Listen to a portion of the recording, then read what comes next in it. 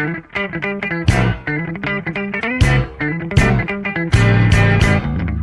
semuanya, balik lagi sama saya Eka Deslana Putri dari Sistem Informasi NRP 5026241164. Di sini kita akan mempelajari materi terkait Linux server dan juga labnya ini lab 2.3.6. Di lab ini kita part pertama akan belajar server, yang kedua akan menggunakan telnet untuk mengetes TCP service. Nah, kita akan menggunakan security workstation yang CyberOps itu di dalam praktek ini. Yang pertama adalah pengenalan. Server itu biasanya tuh berbasis permintaan si klien. Jadi ketika si klien meminta sesuatu berupa informasi, maka si server ini akan memberikannya. Di lab ini kita akan lebih fokus ke si network based servers dan juga si klien. Oke, step pertama adalah kita akan mengakses command line menggunakan si VMware bagian SOC analyst ini. Ini passwordnya CyberOps ya. S. Ini udah masuk, kita tunggu aja. Nah, ini adalah tampilan awalnya. Lalu kita akan lanjut ke bawah. Di step 2 adalah display the service currently running. Jadi di banyak suatu program itu banyak yang running di Linux itu. Tapi kita nggak tahu karena itu berjalan di belakang background. Jadi kita tuh kalau mau tahu, kita harus ngedeteksi, atau kalau nggak mau, jadi kita nggak ngedeteksi, seperti itu. Kita akan menggunakan PS command untuk menampilkan program apa aja sih yang lagi running di Linux tersebut. Caranya, kita ketik sudo ps elf ya. Passwordnya CyberOps. Nah, ini adalah yang program lagi running di sini. Banyak banget kan? Lanjut, kita akan menjawab pertanyaan ini, mengapa ini menggunakan PS sebagai root? Karena dengan PS sebagai root ini, dari hidden pun, dari yang tersembunyi pun kita bakal tahu program apa yang lagi jalan. Berbeda dengan kita menggunakan sudo, mungkin dengan analis itu di home analyst, jadi nggak kelihatan semua karena itu masuk ke program reguler seperti itu. Kita lanjut ke di Linux, ada program programnya tuh bisa memanggil program lain. Nah, si PS command ini bisa digunakan untuk menampilkan suatu proses yang bersifat hierarki. Menggunakan si EJH untuk menampilkan currently running process setelah mengestart dengan engage. Caranya adalah kita sudo usr sbin engage.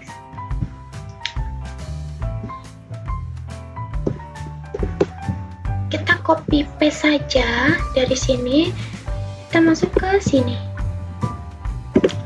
kita enter, kita udah masuk si sudo usr sbin engage sini.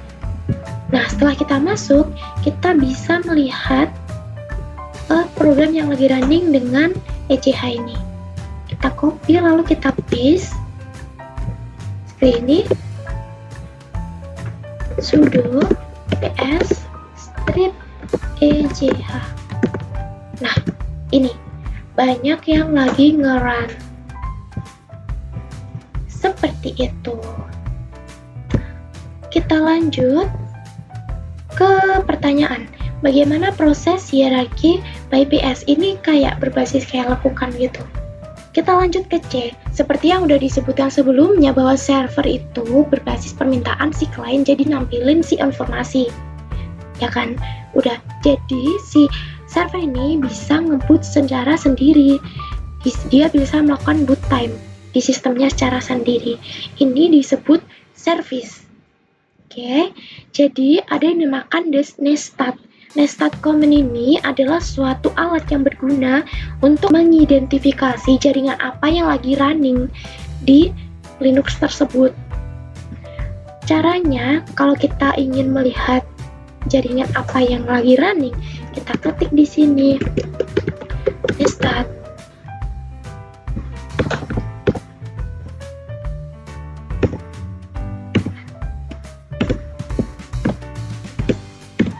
Nestat. Nah, ini yang lagi run, jadi ada connected ini banyak banget. Ini lagi run. Oke, lanjut. Seperti yang udah dilihat di sebelumnya, Nestat itu memberikan banyak informasi tapi nggak ada opsi. Bahkan kalau ada opsi pun itu jauh lebih baik. Jadi dengan menggunakan tunap ini, kita bisa mengadjust atau menyesuaikan dari outputan si Nestat tersebut. Outputannya tuh bisa disesuaikan. Caranya, kita copy paste si Nestat itu tetap dihubungkan dengan si tunap. Jadinya nanti akan seperti ini, seperti modul. Kita paste, kita enter. Nah, ini tuh udah disesuaikan, jadi nggak sebanyak yang sebelumnya. Menyesuaikannya pakai apa? Pakai tunap tadi. Ini. Oke, kita lanjut. What is the meaning of the T, U, N, A, and P? Jadi, untuk P ini, kita mulai dari T deh. T ini itu menampilkan TCP, yang berbasis TCP. Kalau U, ini menampilkan yang UDP. Kalau N itu menampilkan angka numerik. Kalau si A ini akan state ini ya, listen atau enggak listen, mendengarkan atau enggak mendengarkan, itu yang tahu si A. Dan P ini gunakan buat lihat PID-nya. Kalau kita lihat di sini, kan ada PID-nya ya. Ini PID program name. Seperti itu isinya. Oke, lanjut ke pertanyaan selanjutnya. Apakah urutan dari opsi tersebut yang banyak tadi itu penting buat Nestat? Itu nggak penting karena itu nggak irrelevant di dalamnya itu. Jadi nggak terlalu penting mau ketukar-ketukar, maksudnya opsinya nggak harus urut itu, nggak apa-apa. Oke, lanjut. Nah, di sini tuh ada dua pertanyaan. Based on the Nestat output shown in item D, what is the layer for protocol, connection status, dan PID of the process running on port 18? Jadi ada dari tadi tuh ada TCP, lalu itu prosesnya listen ya. Listen. Sampai kayak ini. TCP 80 nanti. Itu tulisannya terakhir tuh ada 395. Seperti itu. Lalu pertanyaan selanjutnya, ketika port number hanya convention, bisa kamu menebak what kind of service is running on port 18 TCP? Itu dalamnya yang lagi nge-run di 18 TCP itu ada kemungkinan bahwa itu tuh cuman web server. Seperti itu. Lalu kita lanjut ke yang E, di mana ketika ini berfungsi untuk cross informasi dari Nestat dengan si PS yang awal tadi, dengan contohnya PID 39, itu buang tuh TCP port 80.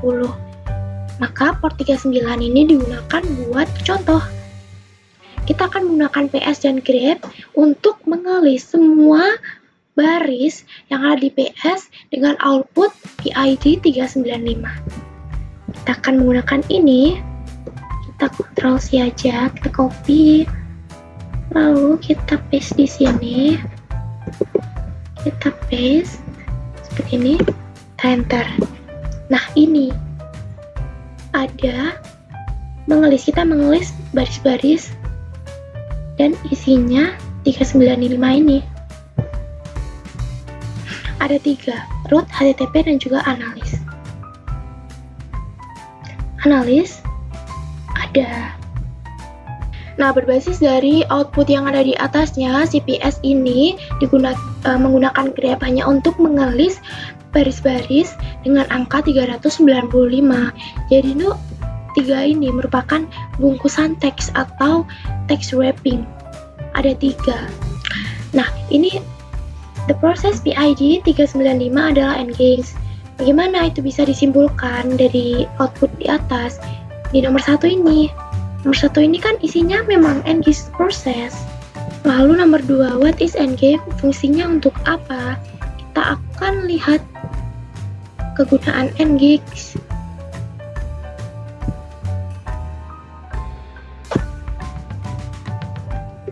Apa itu engage? Dan fungsinya apa? Kita akan menggunakan AI untuk mengetahuinya.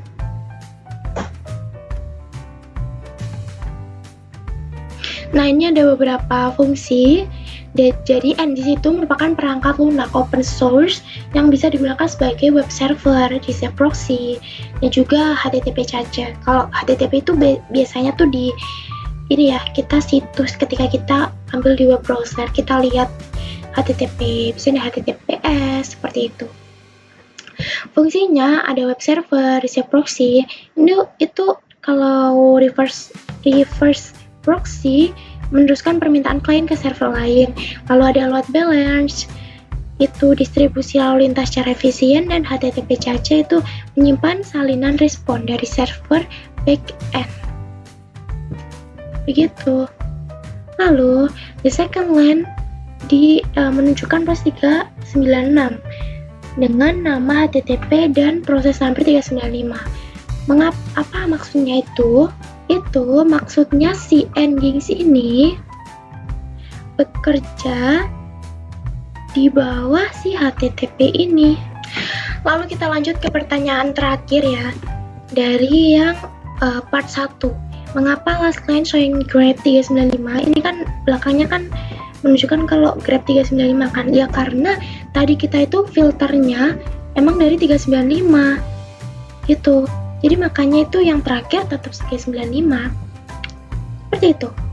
Oke, kita lanjut akan menggunakan Telnet untuk mengetes TCP. Telnet itu merupakan aplikasi remote shell yang sangat simpel. Karena dari Telnet tersebut kan seperti di materi sebelumnya, si Telnet ini ngirimin data berupa teks kan, tapi nggak ada inskripsinya. Jadi datanya tuh bisa dihack karena nggak ada inskripsinya. Seperti itu.